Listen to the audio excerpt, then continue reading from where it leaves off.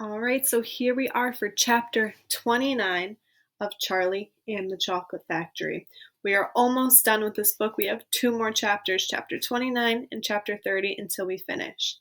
So chapter 29 is called The Other Children Go Home. If you remember where we left off, Charlie is the last child left that went on this tour of the factory. And Mr. Wonka says that he won. And we're not sure what he won yet. And now they went up in this elevator and it shot through the roof of the factory. And now they're like hovering in the air. And they're looking down and they see all the other children walking out of the factory going home. So now let's see what that is all about.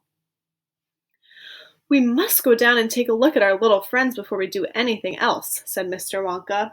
He pressed a different button and the elevator dropped lower, and soon it was hovering just above the entrance gates to the factory.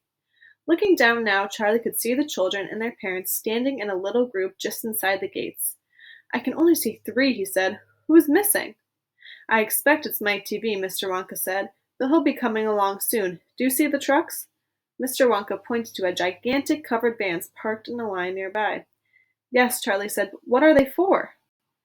"Don't you remember what it said on the golden tickets? Every child goes home with a lifetime's supply of candy. There's one truckload for each of them, loaded to the brim," Mr. Wonka went on. "There goes our friend Augustus Gloop. Do you see him? He's getting into the first truck with his mother and father." "You mean he's really all right?" asked Charlie, astonished, "even after going up that awful pipe?" "He's very much all right," said Mr. Wonka. "He's changed," said Grandpa Joe, peering down through the glass wall of the elevator. "He used to be fat. Now he's thin as a straw."